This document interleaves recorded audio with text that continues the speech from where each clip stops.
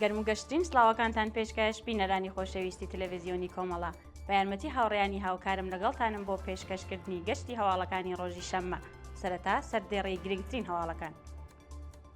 ناڕەزایەتی گەنجانی بێکار لە ئیلام، بەردەوامبوونی دەست بەسەرکردنی شلێر مام قادری خەڵکی مەهاباد، گەشتکردنی ویتکاف و کۆشنەر بە بەردەوامکردنی گفتوگۆکان لە پاکستان، دەستپێکردنی گەشتی ناوچەی عەباس عێراقچی، هێرشی سوپای پاسداران بۆ سەر کەشتیە بازرگانیەکان لە تەنگەی هۆرموز و پەرەسەندنی قەیرانی خۆراک لە جیهاندا.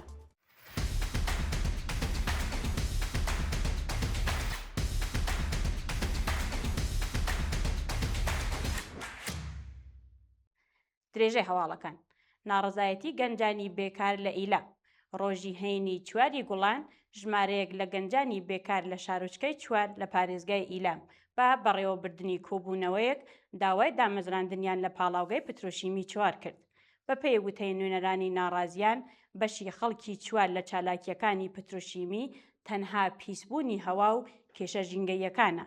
ئەو وێڕای ڕەخنەی تند لە نەبوونی دامەزراندنی هێزی کاری خۆجەیی لەم کۆمپانیایە وتی باس لەوە دەکرێت کە هەلی کار بە کەسانی تر دەدرێت کە ئەمە بۆتە هۆی ناڕەزایەتی لە نێوان گەنجان و خەڵکی ناوچەکە، چونکە زۆربەی گەنجانی ئەم ناوچەیە سەرەڕای هەبوونی شارەزایی و خوێندەواری هێشتا بێکارن و ساڵانە چاوەڕوانی دەرفەتی کارن. بەردەوامبوونی دەست بەسەرکردنی شلێر مام قادری خەڵکی مەهاباد.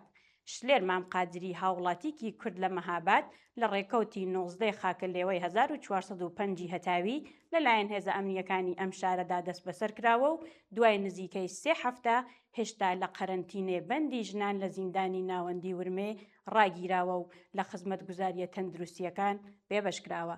بە پێی راپۆرتە بڵاوکراوەکان، ئەم هاوڵاتیە کوردە لە ڕۆژانی دواییدا لە پەیوەندیکی تەلەفۆنی کورددا بە خێزانەکەی ڕاگەیاندووە کە لە قەرەنتینەی زیندانی ناوەندی ورمێ ماوەتەوە. بە پێی سەرچاوە ئاگادارەکان، ئەو تووشبووی نەخۆشی شێرپەنجەیە و پێش دەست بەسەرکردنەکەی لەژێر چارەسەردا بووە. بەردەوامبوونی گرتنەکەی لە دۆخێکی ناگونجاوی زیندان و بێبەشکردن لە خزمەتگوزاریە تەندروستیەکان نیگەرانیەکانی دەربارەی دۆخی جەستەیی و تەندروستی ئەو زیادی کردووە. شایانی باسە کە شلێر مام قادری دایکی 2 منداڵە پێشتر لە ساڵی ڕابردووشدا لەلایەن هێزە ئەمنیەکانی کۆماری ئیسلامی ئێران دەست بەسەر کرابوو.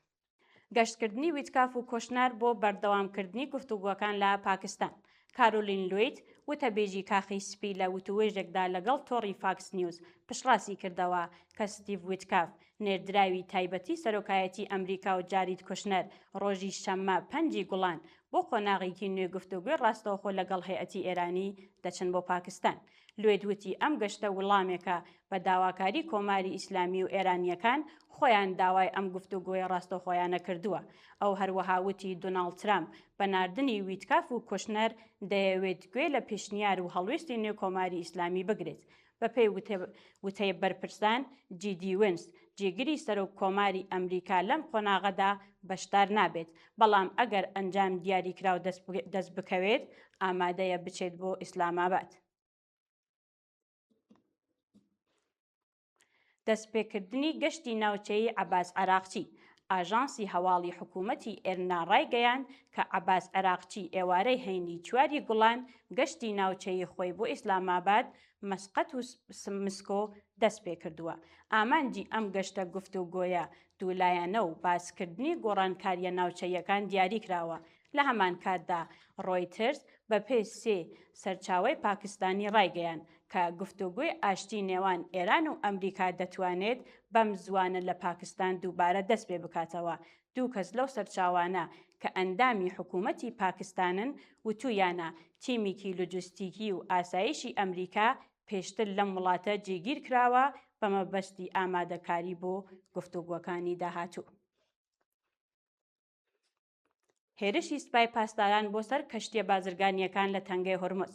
بە پێی راپۆرتەکان، ڕۆژی هەینی 4 گوڵان هێزەکانی سەربەسپای پاسداران بە بەکارهێنانی بەلەمی خێرا هێرشیان کردووەتە سەر لانی کەم 3 کەشتی کانتینەری لە تەنگەی هۆرموز. بە پێی زانیاریەکان، یەکێک لە کەشتیەکان بە ئاڵای لیبریاوە لە نزیک کەناراوەکانی عۆمان کەوتووەتە بەر تەقەی ڕاکێت و زیانی پێگەیشتووە. کەشتیەکی تر بە ئاڵای پاناما بە ئامانج گیراوە، بەڵام زیانێکی پێنەگەیشتووە و سەرنشینەکانی تەندروستن. لە ڕووداوێکی جیاوازدا کەشتیەکەی سێەمیش لە نزیک ئاوەکانی ئێران کراوەتە ئامانج و ڕاگیراوە، بەڵام هێشتا هەواڵێک سەبارەت بە ئەگەری قوربانی بوونی ئەو ڕووداوە بڵاو نەکراوەتەوە. شایانی باسە ئەم ڕووداوە لە کاتێکدا ڕوویداوە کە گرژیەکان لە ناوچەکە پەرەیان سندووە و ئاسایشی ڕێگای هاتوچووی کەشتیەکان تووشی مەترسی بووە. فشاری نوێ لەسەر ژنانی زیندانی سیاسی لە ئێڤین. راپۆرتەکان نیشان دەدەن کە فشارەکان لەسەر زیندانیە سیاسیەکان بە تایبەتی لە بەشی ژنانی زیندانی ئێڤین زیادی کردووە. بەپێ ئەم راپۆرتانە بەڕێوەبەری زیندان بە دەرهێنانی بڕیارنامەیەکی نوێ ژنە زیندانیەکان لە هەر جۆرە بەشداریکردنێک لە کەمپەینی سێشەمەکانی نابۆ ئەدام قەدەغە کردووە و هۆشداری پێیانداوە کە لە بڕیارنامەکەدا هاتووە کە هەر جۆرە ناڕەزایەتیکی وەک مانگرتن لە خواردن، دانی دروش میان کۆبوونەوە بە توندی مامەڵەی لەگەڵ دەکرێ و ئەوانەی بەشدار بن دەگوازرێنەوە بۆ ژووری تاکە کەسی. مەترسی جێبەجێکردنی حکمی ئەعدام بۆ ئەبولفەزل و ئومید ڕەهبەر. دوو زیندانی سیاسی ئەبولفەزل ڕەهبەر و ئومید ڕەهبەر بە مەبەستی جێبەجێکردنی حکمی ئەعدام گواستراونەتەوە بۆ زیندانی قەزل حەسەر. ئەم دوو برا زیندانیە کە لە هاوینی 2023ەوە بە تاوانی پەیوەندی بە یەکێک لە حیزبە ئۆپۆزیسیۆنەکان دەستگیرکراون، ڕۆژی 3 گوڵان بە شێوەیەکی لە ناکاو لەژێر چاودێری ئەمنیدا لە زیندانی تارانی گەورە گواستراونەتەوە بۆ بەندی 3 زیندانی قەزل حەساری کەرەج. بەپێ راپۆرتەکان ئەم بەندە بە ڕێوشوێنە توندەکان و ژوورە بچووکەکان ناسراوە و زۆر جار پێش جێبەجێکردنی سزا گەورەکانی وەک ئیعدام بەکاردەهێنرێت.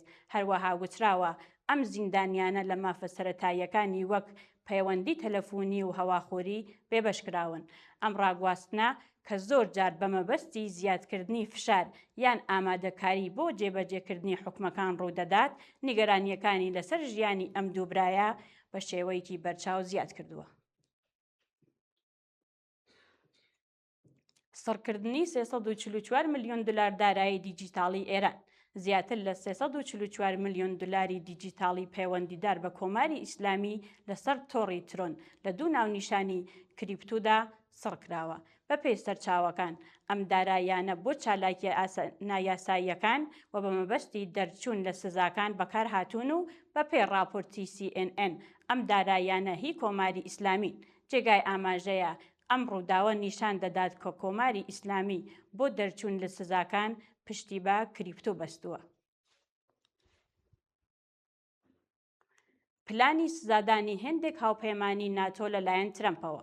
بەپێ راپۆرتی ڕۆیترز ئیملیکی ناوخۆی پێنتاگۆن نیشان دەدات کە ئەمریکا لە حاڵی لێکۆڵینەوەدایە و بۆ سزادانی هێندێک لە هاوپەیمانانی ناتۆ کە بە وتەی واشنگتۆن هاوکاری تەواویان نەکردووە لە شەڕی دژی ئێراندا. هەڵپەساردنی ئیسپانیا لە ناتۆ و هەروەها گۆڕینی هەڵوێستی ئەمریکا لەسەر داواکاری بریتانیا سەبارەت بە دوورگەکانی فالکەلەند لە زمرەی ئەو سزایانە دەبن. هەروەها پێشنیار کراوە هێندێک وڵات لە پۆستە گرینگەکانی ناتۆ لا ببرێن، بەڵام لەم راپۆرتەدا هیچ ئاماژەیەک بە ئەگەری دەرچوونی ئەمریکا لە ناتۆ یان داخستنی بنکە سەربازیەکانی لە ئەوروپا نەکراوە. دووە هەواڵمان سەبارەتە بە پەرەسەندنی قەیرانی خۆراک لە جیهاندا. راپۆرتێکی نوێ نیشان دەدات 2 لەسەر 3 کەسانی تووشبووی قەیرانی خۆراک لە ساڵی ڕابردوودا تەنها لە 10 وڵات لەوانەش لە ئەفغانستان دەژین. لە راپۆرتی جیهانی قەیرانی خۆراکدا کە بە هاوکاری زانیاریەکانی نەتەوە یەکگرتووەکان بڵاوکراوەتەوە هاتووە کە 266 ملیۆن کەس لە 47 وڵاتدا تووشی نائەمنی خۆراک بوون. ئەم ژمارەیە دوو هێندەی ساڵی 2016ە. لە راپۆرتەکەدا هاتووە کە نائەمنی خۆراک زۆرتر لە 10 وڵاتدا بەرچاو دەکەوێت کە بریتین لە ئەفغانستان، بانگلادێش، کۆنگۆی دیموکراتیک، میانمار، نیجیریا، پاکستان، سوودانی باشوور، سوودان، سووریا و یەمەن. هەروەها راپۆرتەکە کە ڕۆژی 24 ئاپریل بڵاوکراوەتەوە شەڕەکانی وەک هۆکاری سەرەکی نائەمنی خۆراک ناساندووە و ئاگاداری داوە کە داهاتووی ساڵی 2026 مەترسیدار دەبێت. بەڵێ بینەرانی خۆشەویست سپاس کە بینەرمان بوون کات و ساتی خۆش بۆ هەموو لایتان.